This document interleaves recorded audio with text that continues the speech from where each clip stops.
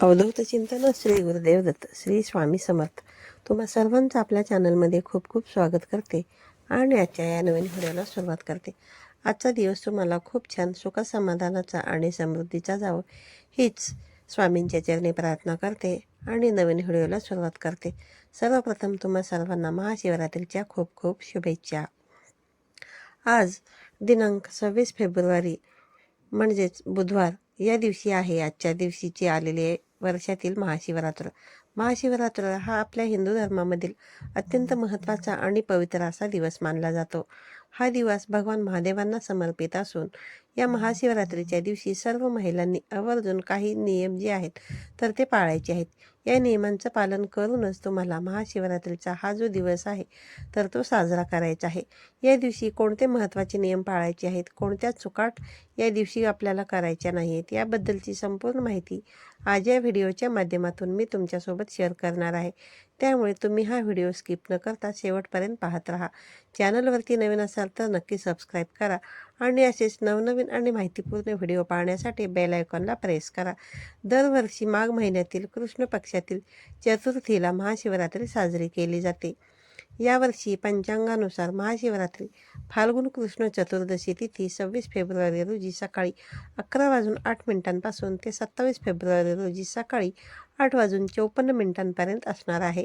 पूजेचा मुहूर्त जर पाहायला गेला तर महाशिवरात्री बुधवार 26 फेब्रुवारी रोजी महाशिवरात्रीचे उपवास आणि पूजा याच दिवशी होणार आहे.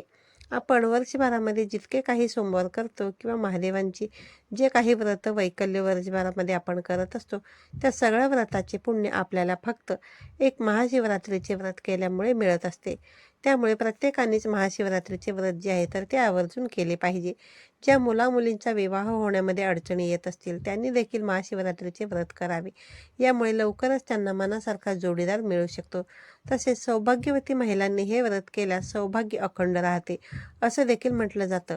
26 फेब्रुवारी रोजी म्हणजेच आजच्या दिवशी महाशिवरात्रीचे व्रत करणाऱ्यांनी गुरुवारी दिनांक 27 फेब्रुवारी रोजी उपवास सोडावा. महाशिवरात्रीचा उपवास सोडण्याची वेळ जी आहे तर ती सकाळी 6:48 ते 8:54 आहे. या काळामध्ये तुम्ही उपवास सोडू शकता. महाशिवरात्रीचे व्रत लहान मुलं, स्त्रिया, पुरुष घरातील सगळ्यांनीच केले पाहिजे. महाशिवरात्री व्रताचे कोणते नियम पाळावेत ते आपण पाहूया. यामध्ये पहिला नियम असा आहे की महाशिवरात्रीला उपवासाच्या दिवशी सकाळी लवकर उठून आंघोळीच्या पाण्यामध्ये तुम्हाला काळे तीळ टाकून आंघोळ करायचे. जर शक्य असेल तर गंगा स्नान देखील तुम्ही करू शकता किंवा आंघोळीच्या पाण्यामध्ये गंगाजल मिक्स करून देखील तुम्ही आंघोळ करू शकता.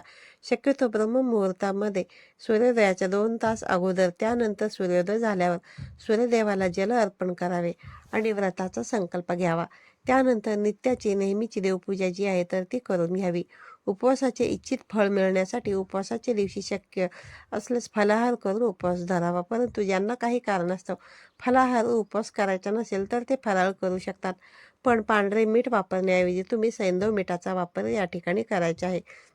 आणि शेवटी उपवास हा आपला श्रद्धा आणि भक्तीवरती अवलंबून असतो. तुम्ही फलाहार देखील करून उपवास करू शकता किंवा फराळ देखील करून उपवास करू शकता तरी देखील चालेल. फक्त मनोभावे करायचं आहे. मनातील इच्छा भगवान शंकरांसमोर तुम्हाला सांगायची आणि भगवान शिवशंकर तुमच्या इच्छा पूर्ण करतील. या दिवशी महादेवांच्या मंदिरामध्ये गेल्यानंतर प्रथम नंदीचे दर्शन घ्यावे. नंदी हे वाहन प्रजापती दक्षाने शिवास दिलेले. त्याची भक्ती पाहून प्रथम तुझे दर्शन व नंतर माझे दर्शन असा नंदीला आशीर्वाद दिलेला आहे. त्यानंतर द्वारातील वीरभद्राचे दर्शन घेऊन गाभाऱ्यामध्ये जावे. दोन्ही हाताने पेंडेला स्पर्श करून टाळी वाजून शंभो हर हर महादेव हा जयघोष करावा. महादेवाला पूर्ण प्रदक्षिणा घालू नये. पूजा बसून उत्तरेकडे तोंड करावी. उभं राहून पूजा करू नये. मातीच्या पणतीमध्ये आवर्जून दिवा लावावा. पणती ही आपण स्वतःच घरून न्यावी. बेलपान हे पालते व्हावे. त्याचा दांडा आपल्याकडे येईल असे बेलपत्र व्हावे. जर बेलपत्र मिळाले नाही तर मंदिरातील शिवपिंडीवरील बेलपान घेऊन ते धुवून परत आणून तुम्ही शिवपिंडीवरती वाहू शकता. पुढचा नियम असा आहे की कांदा, लसूण, मांसाहार या दिवशी करू नये. तामसिक पदार्थांचे सेवन उपवासाच्या दिवशी करणे टाळावे. उपवास करायचा असेल तरी देखील आणि जे उपवास करणार नाहीत त्यांनी देखील किमान महाशिवरात्रीच्या दिवशी या पदार्थांचे सेवन जे आहे ते टाळावे. पुढचा नियम असा आहे की उपवासाच्या दिवशी दिवसभर भगवान शिवांची मनोमन आराधना करावी. या दिवशी महामृत्युंजय मंत्राचा देखील जप करावा. यामुळे आयुष्यातील सर्व दुःख संकट हे नष्ट होतात. पुढचा नियम असा आहे की व्रताच्या दिवशी दिवसा झोपू नये. शास्त्रानुसार दिवसा झोपल्याने आपल्याला व्रताचे पूर्ण फळ जे आहे तर ते मिळत नाही, पण ज्यांना शारीरिक त्रास असतील ते झोपू शकतात. तसेच पुढचा नियम असा आहे की महाशिवरात्रीचे व्रत काही जण निर्जळी म्हणजेच काहीही न खाता पिता करत असतात. केवळ पाण्यावर काही जण करतात, काही जण फलाहार तर काही जण फराळ करून करतात. पण आपल्या इच्छाशक्तीनुसार आपण शारीरिक क्षमतेनुसार आपापल्या व्रत करावे. जर तुम्ही फराळ करून व्रत करणार असाल तर साध्या मिठाऐवजी तुम्ही सैंधव मिठाचा वापर करावा. उपवासाच्या दिवशी तुम्हाला ब्रह्मचर्याचे पालन करायचे आहे. शारीरिक आणि मनाची शुद्धता राखूनच तुम्हाला ठेवायची आहे. म्हणून स्त्री पुरुष दोघांनी ब्रह्मचर्याचे पालन करावे. तसेच उपवासाच्या दिवशी कोणाशीही भांडण तंटा करू नये किंवा कोणीचे निंदा नालस्ती देखील करू नये. खोटे बोलू नये आणि दुसऱ्यांचे मन दुखवेल असंही वागायचं नाही. आपले आचरण केवळ सात्विक असतील याच्याकडे तुम्हाला लक्ष द्यायचे आहे. शिवपुराणामध्ये महाशिवरात्रीच्या दिवशी रात्री जागरण करण्याचा अतिशय महत्त्व सांगितलेले आहे. काही ठिकाणी रात्री जागरण करून भगवान शिवांची पूजा मंत्र जप केला जातो. यामुळे व्रताचे फळ दुप्पट मिळते अशी मान्यता आहे. ते केवळ आपल्या श्रद्धेवरती अवलंबून आहे. तसेच या दिवशी आंघोळ करून स्वच्छ कपडे परिधान करून, शक्य असल्यास तुम्ही या दिवशी पांढऱ्या रंगाचे कपडे परिधान करू शकता. बेलपत्र वाहत असताना ते नेहमी पालथे वाहावे. घरात किंवा मंदिरात शिवलिंगाला जल किंवा कच्चे दूध अर्पण करून अभिषेक करावा. जर तुम्हाला शक्य असेल तर तूप, दही आणि मध असे पंचामृत एकत्र करून देखील तुम्ही अभिषेक करू शकता. बेलपान हे सोमवारी कधीही तोडू नये व बेलपान अगोदर तोडलेले कधीही शिळे होत नाही. ते आपण धुवून वाहू शकतो. तसेच धोत्राची फुले आणि फळे, पांढरी मुकुट फुले आणि बेलपत्र या दिवशी आवर्जून महादेवांच्या पिंडीवरती अर्पण करावे. तसेच या दिवशी आवर्जून कवट खावावे. तसेच धोत्रा, जास्वंद, मोगरा, कमळ, शमी, मोहरीची पिवळी फुले, रुईची पांढरी फुले ही फुले देखील आपण शिवपिंडीवरती वाहू शकतो. पूजा करत असताना डोक्यावर ओढणी किंवा पदर अवश्य घ्यावा. तसेच पांढऱ्या रंगाचे कपडे या दिवशी तुम्हाला परिधान करायचे आहेत. चुकून सुद्धा तुम्हाला आजच्या दिवशी काळ्या रंगाचे कपडे जे आहेत तर ते परिधान करायचे नाही आहेत. शिवलिंगाला सिंदूर किंवा म्हणजेच कुंकू अर्पण करायचं नाही आहे. शिवलिंगाला नारळ देखील तुम्हाला अर्पण करायचं नाही आहे. तसेच केतकीची फुले, चाफ्याची फुले ही शापित फुले शिवपिंडीवरती अर्पण करण्याचे हे टाळावे. तसेच बेलाचे तुटलेले फाटके जसे की कीड लागलेले किंवा मग 2 पान असलेले बेलपत्र जे आहे ते अर्पण करू नये. महाशिवरात्रीच्या पूजेमध्ये तुळस, हळद, शंख, नारळ, केवड्याचे फूल, केतकीचे फूल, निशिगंधाचे फूल, नारळाची पाने तसेच तुळशीची पाने इत्यादींचा वापर जो आहे तर तो करू नये. शिवपूजेमध्ये ते निषिद्ध मानले जाते. तसेच महाशिवरात्रीच्या दिवशी आंघोळीच्या पाण्यामध्ये काळे तीळ टाकून आंघोळ केल्याने आयुष्यातील पितृदोष आणि कालसर्पदोष हा निघून जातो. त्यामुळे काळे तीळ मिक्स करून आंघोळ करावी. महादेवांच्या पिंडीवरती अभिषेक करत असताना मग तो कशाचाही असो, दूध, दही, पाणी, पंचामृत किंवा दूध कशाचाही असेल, त्यावेळेस वेगळा तांब्या किंवा भांडं वापरावं. शंखाचा वापर करून अभिषेक जो आहे तर तो करू नये. महादेवाच्या पिंडीवरती जेव्हा आपण दूध, दह्याचा अभिषेक करतो त्यावेळेस तांब्या किंवा भांडं अजिबात वापरायचं नाही आहे. कारण तांब्याच्या भांड्यात ठेवलेले पदार्थ हे खराब होतात आणि हेच विषसमान पदार्थ महादेवांच्या पिंडीवरती वाहणे योग्य नाही. केवळ जल अर्पण करत असाल तरच तांब्याच्या भांड्यातून जल अर्पण करा. महादेवांची जेव्हा आपण पार्वती, गणेश, कार्तिकेय यांच्यासोबत पूजा करतो त्याच वेळेस कुंकू लावल्यास चालतो.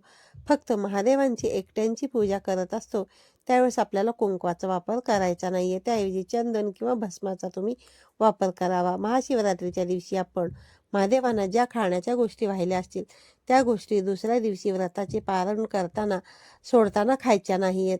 यामुळे आपल्याला वेगवेगळे दोष जे आहेत तर ते लागू शकतात असे म्हटले जाते. महादेवाच्या पिंडीवरती बेलाचे पान अर्पण करताना ते विषम संख्येमध्ये कधीही अर्पण करावे. म्हणजेच 1, 3, 5 अशा पद्धतीने महाशिवरात्रीच्या दिवशी मासिक अर्पण करावे. तसेच महाशिवरात्रीच्या दिवशी समजा मासिक पाळी, सुतक असेल तर तुम्ही पूजा करू नका. दुसऱ्यांकडून कथा ऐकलेली चालते. गर्भवती स्त्रियांनी जर ज्यांची इच्छा असेल तर ते हे व्रत करू शकतात. फक्त आपल्या आहारावरती योग्य लक्ष ठेवून बाळाला नुकसान होणार नाही अशी काळजी घेऊनच हे व्रत करावे. पण गरोदर आणि स्तनपान करणाऱ्या स्त्रियांनी शक्य असेल तरच उपवास करावा, नाही तर केवळ भगवान शंकरांची पूजा विधी आणि मंत्रजाप केला तरी देखील चालतो. महादेवांच्या पिंडीवरती बेलपत्र अर्पण करत असताना ते बेलपान 3 दलाचेच असले पाहिजे किंवा 5 दलाचे असले तरी देखील चालते. फक्त 1 किंवा 2 दल असलेले बेलपत्र जे आहे तर ते शिवलिंगावरती चुकूनही तुम्हाला अर्पण करायचं नाही. यामुळे सुद्धा आपल्याला दोष लागू शकतो.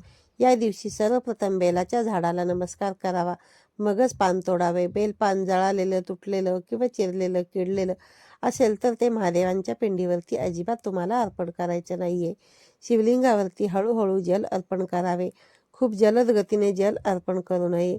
जल अर्पण करत असताना ओम नमः शिवाय, ओम नमः शिवाय या मंत्राचा जप करावा. महाशिवरात्रीच्या दुसऱ्या दिवशी पारण सोडत असताना आधी आपल्या घरातील देवांना नैवेद्य अर्पण करावा, त्यानंतरच उपवासाचे पारण सोडावे. महाशिवरात्रीला काही ठिकाणी भगर हा देखील पदार्थ खाल्ला जातो, पण काही भागांमध्ये अशी मान्यता आहे की सोमवारच्या उपवासाला भगर खाऊ नये. आमच्याकडे देखील सोमवारच्या दिवशी भगर जो आहे तो सोमवारी किंवा महाशिवरात्रीच्या उपवासाला खात नाहीत. तुम्ही देखील महाशिवरात्रीला भगर खाऊ नका, परंतु तुमच्याकडे खात असतील तर मग तुम्ही खाऊ शकता. शक्यतो सोमवारी किंवा महाशिवरात्रीला स्त्रियांनी केस धुवू नये. जर धुवायचेच असतील तर मग ते तुम्ही आदल्या दिवशी धुवावे. यश, समृद्धी, शांती आणि आनंद मिळवण्यासाठी भगवान शिवांना बेलपत्र, धोत्र्याचे फळ, कच्चे तांदूळ, दूध, दही, चंदन, उसाचा रस अर्पण करावा. या व्यतिरिक्त दुधापासून बनवलेले मिठाई, बर्फी, पेढा, खीर यासारखे पदार्थ भगवान शिवशंकरांना अर्पण केले तरी देखील चालतात. तसेच माता पार्वतीला शृंगाराचे साहित्य देखील तुम्ही अर्पण करू शकता. महाशिवरात्रीला व्रताची पूजा 4 प्रहारात करणे अत्यंत शुभ मानले जाते. तर बघा, पूजा करत असताना तुम्हाला ओम नमः शिवाय, ओम नमः शिवाय या मंत्राचा जप जे आहे तर तो करायचा आहे. जर तुम्हाला शक्य असेल तर तुम्ही उपवासाच्या काळामध्ये रुद्राभिषेक जो आहे तर तो आवर्जून करू शकता. संतती प्राप्तीसाठीची इच्छा असेल तर जोडूने श्रद्धापूर्वक भगवान शिवशंकरांची पूजा करून उपवास केल्यास निश्चितपणे त्याचे तुम्हाला फळ मिळते आणि संतती प्राप्तीची इच्छा ही देखील तुमची पूर्ण होते. शिवरात्रीची पूजा रात्री एकदा किंवा 4 प्रहरी म्हणजे 4 वेळा देखील करता येते. आपल्या इच्छेनुसार तुम्ही करू शकता. त्यानंतर पूजा करून धूप, दीप, दिवा लावून या पूजेच्या दरम्यान बघा, भाविकांनी कधीही कुंकवाचा टिळक लावू नये. त्याऐवजी चंदनाचा टिळक लावण्याला तुम्ही प्राधान्य दिलं पाहिजे. बघा, उपवास जो आहे तर तो श्रद्धेसाठी केला जातो. त्यामुळे आपल्या शरीराला अतिरिक्त त्रास देऊन तुम्ही उपवास करू नका. जे तुम्हाला शक्य होईल आणि तुम्हाला जमेल त्यानुसारच तुम्ही या दिवशी उपवास करू शकता. पूजेमध्ये तुम्ही शेंदूर आणि हळद लावणे हे टाळावे. तर हे काही महत्त्वाचे नियम जे आहेत तर ते तुम्हाला आजच्या दिवशी आवर्जून पाळायचे आहेत. आजचा व्हिडिओ तुम्हाला आवडला असेल तर व्हिडिओला लाईक करा. चॅनलवरती नवीन असाल तर सबस्क्राईब करा आणि हा व्हिडिओ तुम्ही जास्तीत जास्त आपल्या मित्रपरिवारांसोबत शेअर करा. पुन्हा भेटूया अशाच एका नवीन आणि माहितीपूर्ण व्हिडिओमध्ये. तोपर्यंत सर्वांना श्री स्वामी समर्थ.